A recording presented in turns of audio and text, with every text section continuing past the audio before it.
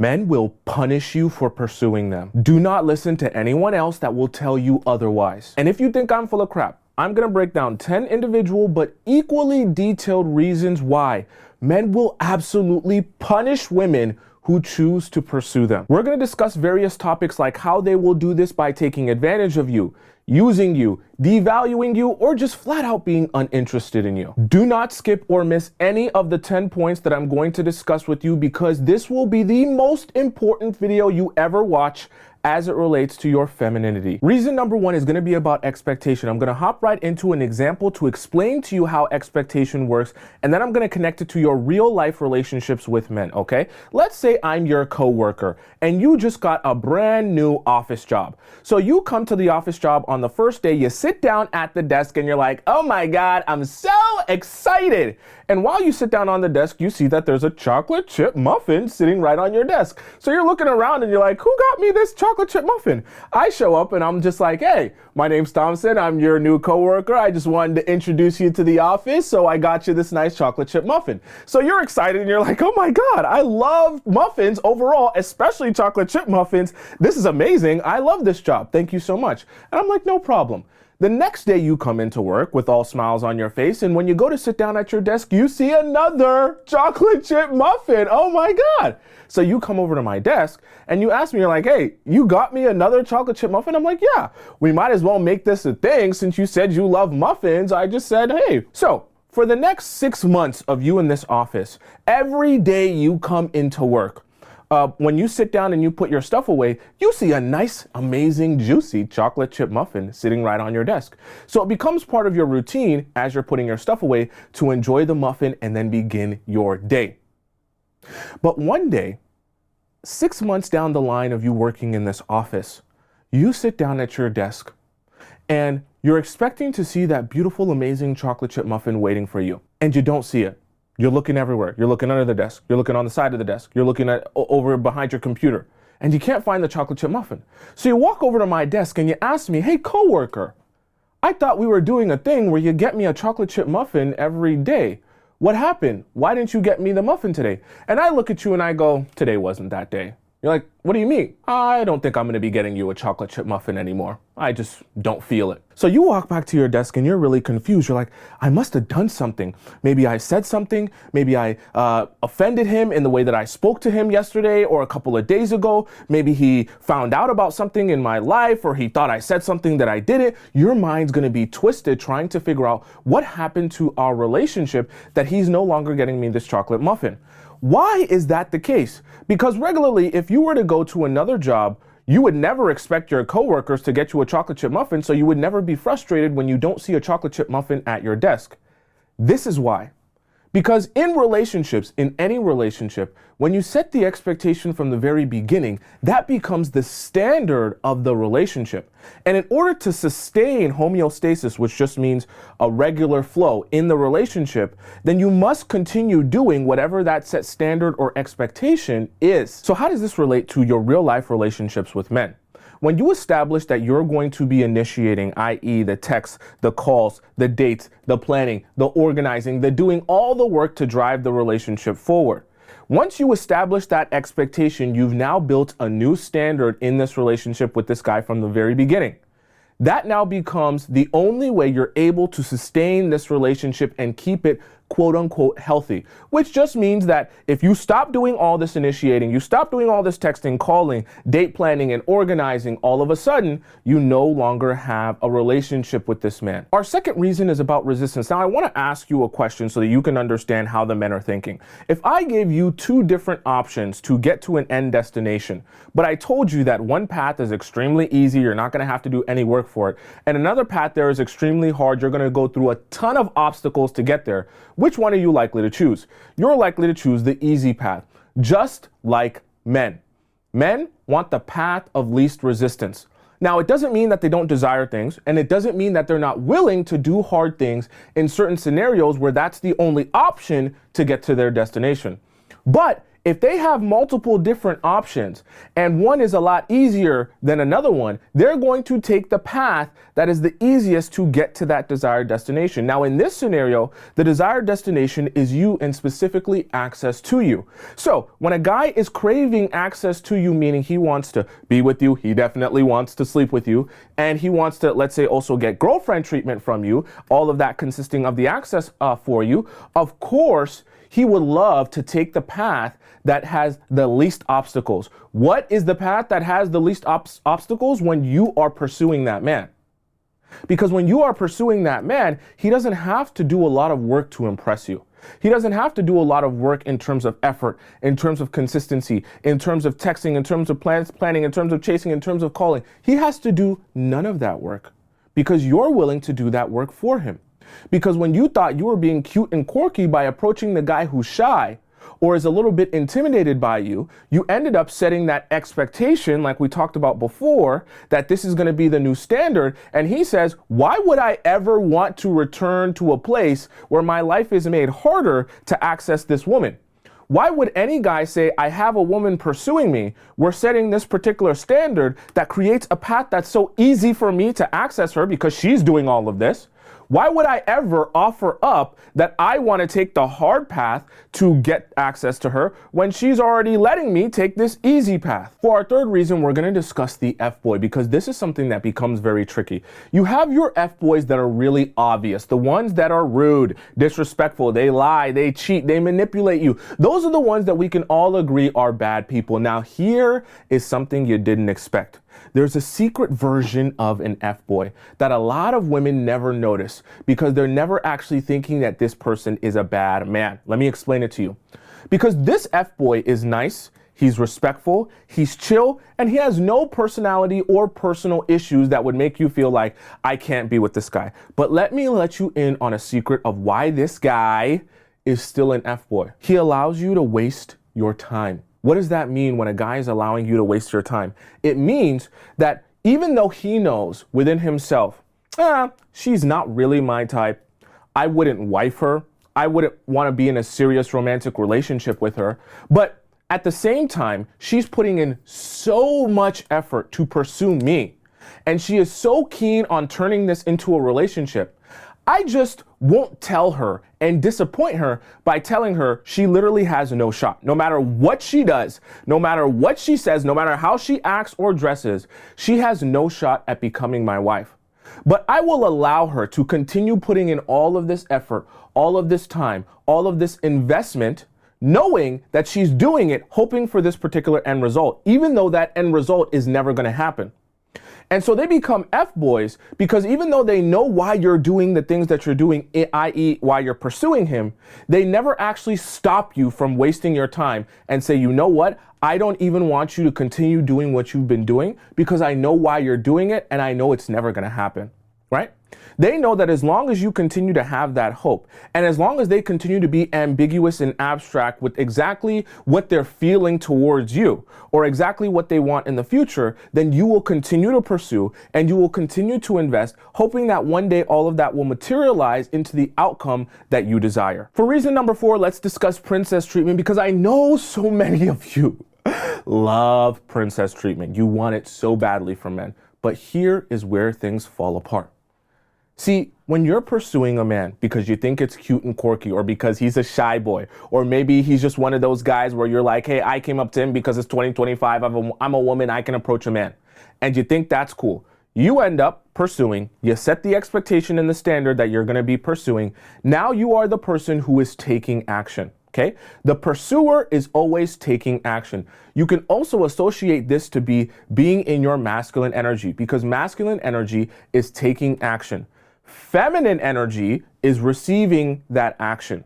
So you've actually now flipped the roles in your relationship automatically by pursuing that man and consistently pursuing that man because that's how you have to sustain the relationship. Now that you've established this dynamic in which you are essentially the masculine energy and he is the feminine energy receiving from you, you don't get the opportunity to turn around and tell him how you want to be treated by him. Because treatment, i.e. princess treatment in this scenario, is a receiving action. if you are going to receive princess treatment from men, then you have to be in your receiving energy. If a guy is going to be giving you princess treatment, then he has to be in his taking action energy, i.e. his masculine energy. But remember, you've already established this dynamic in which you're taking action and he is receiving that action with your pursuit. So now that you want him to treat you well, treat you like a queen, you don't get the opportunity to actually ask for that. Let me give you an example of what I mean. Let's say you go up to a guy that you meet in the club and you say, "You're so sexy, you're so handsome, you're so tall, you're so fine, you're so gorgeous. I want you to take me out to a romantic date, show me an amazing time. I want you to bring flowers, make it extravagant, make it big, make it fancy, make it expensive." That wouldn't make any sense. Because if you go up to a guy and you approach him that you like him and you want his number and you want to go out with him, you can't then approach him and then ask for how you want him to treat you. Because you don't get the opportunity to set the standard of how you want to receive when you are the one taking action. So this is why I say you can't make the mistake of pursuing a man, because you literally make it impossible for yourself to get certain things out of that man because of that established dynamic. For reason number 5, let's discuss adjustments, because this becomes very dangerous. As you're pursuing, you're constantly gauging, okay, how is he taking my pursuit? How is he responding to my pursuit? Is he responding positively, meaning that he's showing me that he likes it, he enjoys it, maybe he's more interested in me? Or is he showing me that he doesn't like my pursuit, he's not that interested in me, and he's disengaging? So what happens here is you start trying to make all these different adjustments of yourself, of the way that you approach him and approach the relationship, to try and figure out which approach is the best approach to get him to like you and want you back. So for example, you notice that he has an affinity towards blondes. So what's the thing that you do? You say, I need to go from brunette to blonde so that maybe in the process of me pursuing him, he will appreciate or approach me instead and start to like me more because of the way I adjust who I am and what I'm about to be more like what he appreciates, what he likes, and what he responds to. Another example could be, let's say this guy is really into girls who are homebodies and you're an outgoing girl with a lot of girlfriends, but you say, no, I can't be an outgoing girl because I know he's not going to like that. In my pursuit, I must make adjustments in order to gauge his response, hoping that he will respond to me positively. So now, instead of being this outgoing girl, I'm going to start staying at home. Why does this end up being very, very dangerous and toxic? Because every single day, you will find a new thing that you must adjust in your approach because you're in constant pursuit. Remember, this is a way of life now for you in this relationship. This is the new standard and expectation. Now, in this new lifestyle in which you are constantly adjusting to pursue him in different ways, now all of a sudden, you don't have a foundation as to what your personality is and who you are and what you stand for, which makes it that much harder to actually like you because nobody knows what they're actually liking. You're always a drastically different person each and every day because you're always making drastic adjustments to your personality, what you're about, what you value, what your morals are, because you're always trying to see which one is he going to respond the best to. For reason number 6, we're going to discuss accountability. Now, this is very interesting because expectations of a man that you're dating, there's nothing wrong with having those. And let's just give some examples of expectations you might have of the guy that you're dating, right? You expect him to be respectful, you expect him to be a gentleman, you expect him to take you out, you expect him to be consistent, and yeah, you expect him to not cheat, of course. Now, in the process of you having these expectations, if a guy is approaching you and pursuing you, you hold him to a particular standard and threshold where you say, if you're not these things, well, then you're not going to get access to me as a woman. And if you do meet these thresholds, those will be the only ways you get access to me. What this creates when it's working properly and he's the one pursuing you, it creates an environment in which you can hold him accountable to the expectations that you have of any man who's going to have access to you. Meaning that if he doesn't abide by this, he gets disrespectful, he stops being a gentleman, he doesn't take you out anymore, he's only inviting you to his house, he becomes inconsistent, he starts to cheat on you. Now all of a sudden you can say, you wanted access to me, right? You approached me. You said you wanted me. You said you wanted to get to know me. I said, okay, but they have to come underneath these rule sets. And because you're not meeting the threshold of these rule sets, I'm holding you accountable to the fact that you said you wanted access to me. You are not going to get access to me if you're not going to abide by these rules. And the man must say, okay, I apologize. I made a mistake. I do want you, and I am in pursuit of you, so I must make an adjustment like we just talked about before, because I have to be accountable to the things that you want and you expect if I'm going to get access to you. But this is the problem when you pursue men. You actually can't hold them accountable to anything, because the moment you say, hey, I want you to be more respectful. I want you to be more of a gentleman. I want you to take me out. I want you to be consistent. I want you to not cheat. He says, wait a second. I never even said I wanted you. We're here in this moment, in this together, this date situation thing, because of the work that you've put in. You approached me. You're the one that does all the calling. You're the one that does all the texting. You're the one that does all the initiating. We only go out on dates when you tell me you want to go out, and so you plan the date and I just show up. So why do I care about meeting any of your standards or thresholds? You're more invested in this than I am. I don't really care about the outcome here because I haven't even put in that much work to actually care about whether or not I'm meeting your expectations. You can't hold me accountable to anything because I never even promised that I wanted to be with you or I wanted to meet these thresholds or requirements that you have. If anything, let me tell you what my thresholds and requirements are, because you're the one in pursuit of me, so you're the one that needs to make adjustments based on what my expectations are. Now, for reason number 7, it's about walking away. See, I want you to understand something very important, okay? Now, some people might say this is toxic advice, but I'll tell you what I know about real life men. They need to have a healthy fear of you as a woman in order for your relationship to work how it's supposed to work. When I say fear, I don't mean fear that you're going to punch them or hit them or something crazy like that. I mean fear, as in the fear that if he doesn't act right, then you will gladly walk away from the relationship. You have no problem walking away from the relationship because you will not accept any less than the best possible treatment that you know you deserve.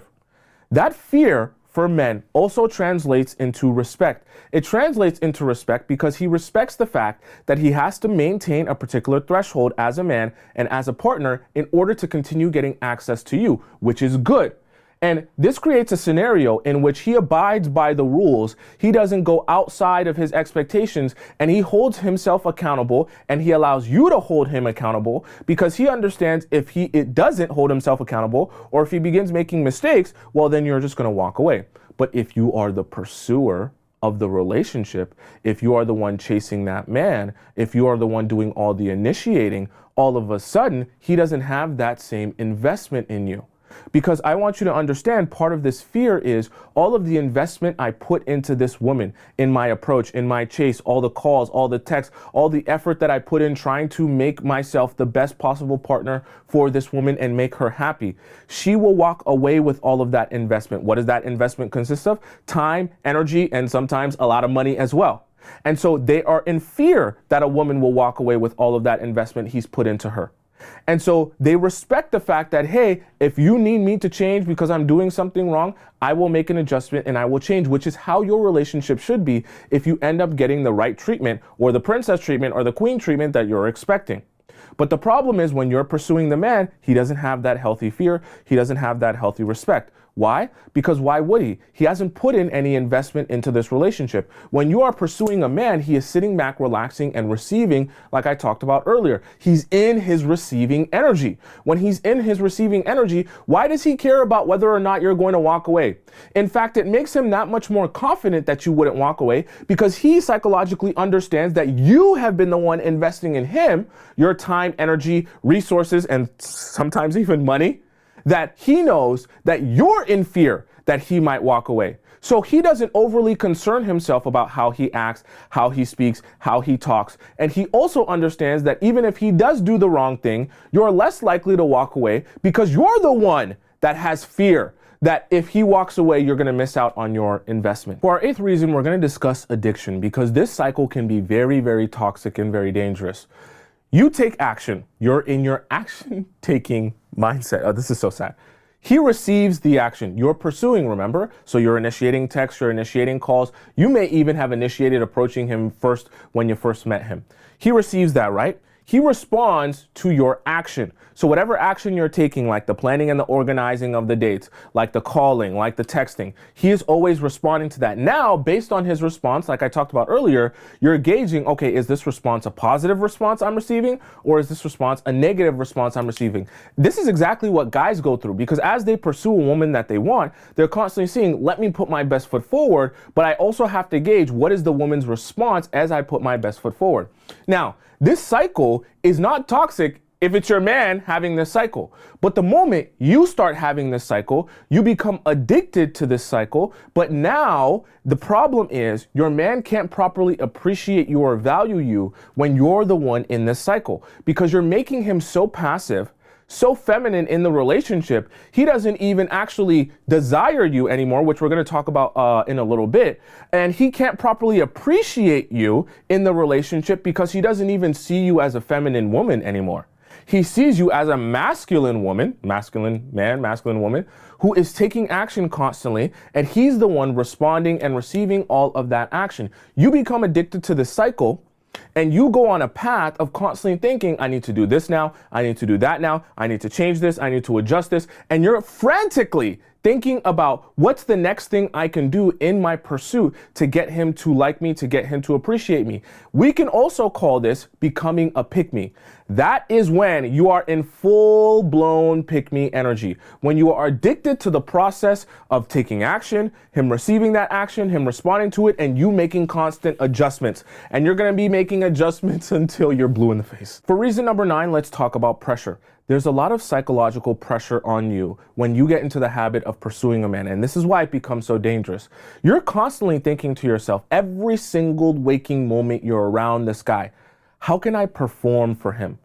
How do I talk to him? How do I be perfect for him? How do I text him perfectly? How do I be the most interesting version of myself? How do I be cool? How do I be sexy? What is that doing to you? It's creating a whole lot of anxiety within you. It's creating anxiety within you because all of this pressure on you to perform for him and be performative so that he'll like you, he'll be interested in you, is what causes you to have a lot of anxiety. Because when you're pursuing, like I said before, in your pursuit, you're constantly going to be gauging, is my pursuit working?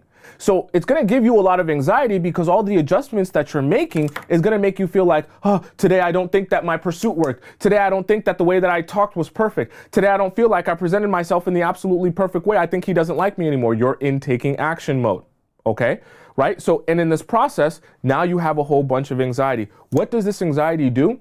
It puts like an emotional and spiritual cloud over you, that everywhere you go, people are feeling that darkness surrounding you in your aura, as the kids say, because of all the anxiety that's weighing you down, because you're constantly thinking about how to fix or adjust yourself, or today was I not perfect?